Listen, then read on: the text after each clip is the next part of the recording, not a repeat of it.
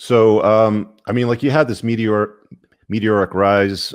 You've got a supplement brand. You got a clothing brand. You've got the Glorious House of Gains podcast.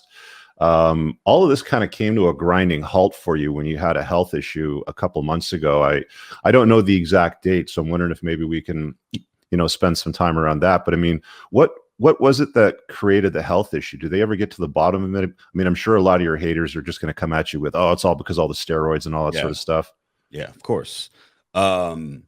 No, like you said, everything was clicking on all cylinders. Everything was going great. My merch was moving. The supplements. I don't own Steel Supplements. That's owned by someone else, but I'm one of their top people, I guess you could say. A lot of people think I own the company, but I really don't. Everything was clicking. Podcast was going great. And then tail end of February of this year, just a couple months ago, I started crapping blood.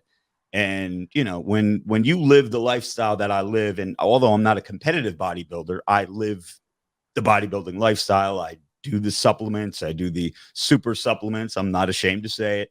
And throughout the years, I've crapped blood before, but it usually went away after about a week. This was not going away, and it was getting worse and worse and worse. And it turned out where I was making like 30 to 40 bowel movements a day of just straight blood. And, I'm a dude. I'm a guy. I'm like, it's going to go away. I ain't going to a doctor. I got this, man. Yeah, I got this. Just drink some more water, man. Exactly. I got this.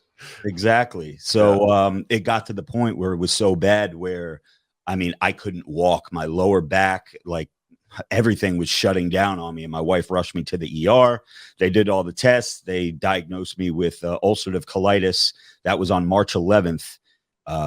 And I was in the hospital being treated aggressively with all the steroids, not the good kind, but the kind that they give you in the hospital, and IVs. I had 4 ports in each arm of them just shoveling all this medicine in me. And I was in the hospital for about a week and a half, and then my colon perforated, kind of like when your appendix burst. My colon burst.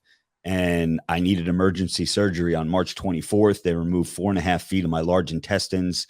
And after that surgery, everything went downhill. My kidneys were failing. My lungs were failing. My heart was failing. My liver was failing. Every specialist in the hospital were like, I was their number one patient. It came to the point where the what do you call the religious guy that comes into the hospital? Oh, the priest. Yeah, the priest.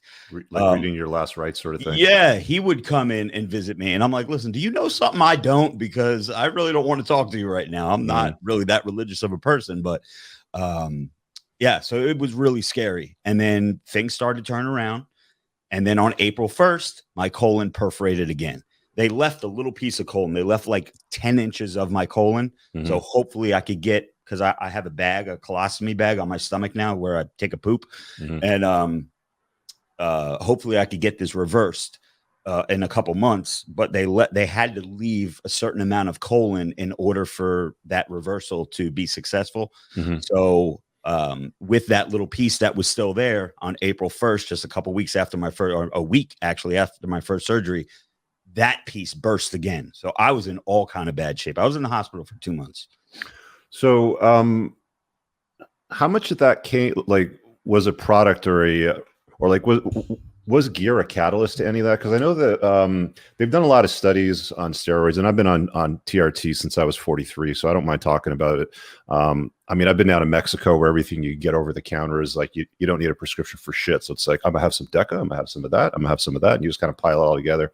Right. You have a good time with it, while you're down there. But there's a lot of studies that show like that, prolonged use of higher dosages of gear will create problems for certain organs, more specifically stuff around kidneys and like urination and prostates and all that. But I've never heard of anybody having like colon failure because of testosterone and other gear, right? So can you talk about that a little bit? I mean, do you have any insight since? Yeah, I mean, they tested me. The way that you get what I get is 2 ways. It's either bacteria or it's autoimmune. They tested me for the 9 million different types of bacteria that it could have been from food or just whatever I ingested or put in my body.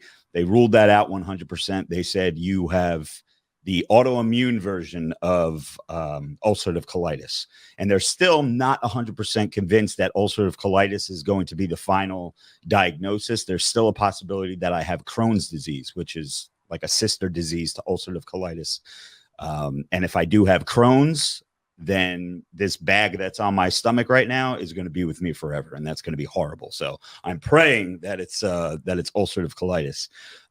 But they said it was going to come out no matter what. It had nothing to do with the gear, nothing to do with the supplements, nothing to do with the food I was eating. It was always going to happen, and it just picked its time and came out. And I've noticed, I've talked about this in other interviews. I've noticed my stomach changing over probably the last 3 years, where I loved hot food. I loved buffalo wings. I loved all this, all that. My stomach wasn't having it anymore. Within 5-10 minutes of me having anything spicy or hot, I was in the bathroom, and I was like, whoa, this is weird. Yeah, and it didn't look like from any of the pictures that I saw that you've posted, on social, that you had anything that would have distended your abdomen or had like fatty liver disease or anything, because you're still pretty like trim in your waist area, right? Well, yeah, I was. But what happened when I went? Yeah, so before I went to the hospital, everything was good. There were no problems. But when I got out of the hospital, I went into the hospital at 209 pounds.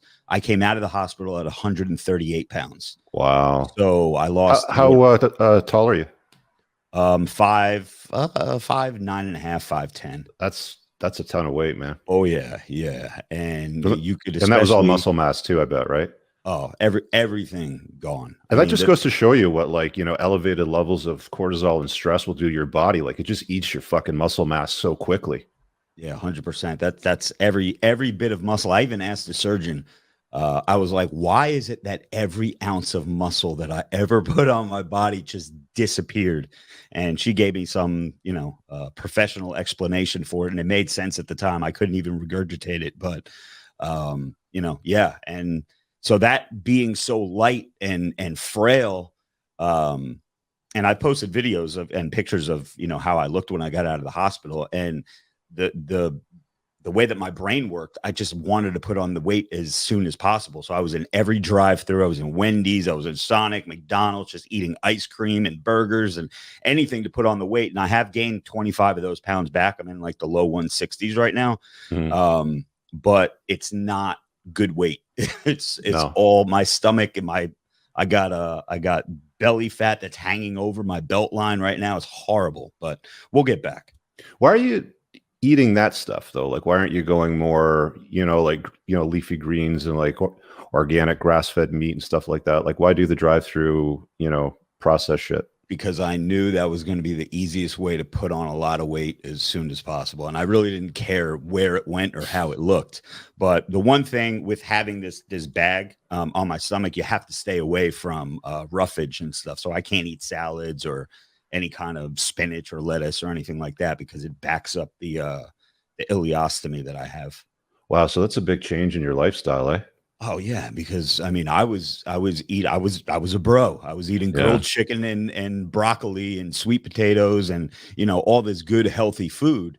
And now I just didn't have the appetite for it. I was like, I don't want grilled chicken and broccoli. I want a hamburger and French fries. Let's get this weight back on. Yeah,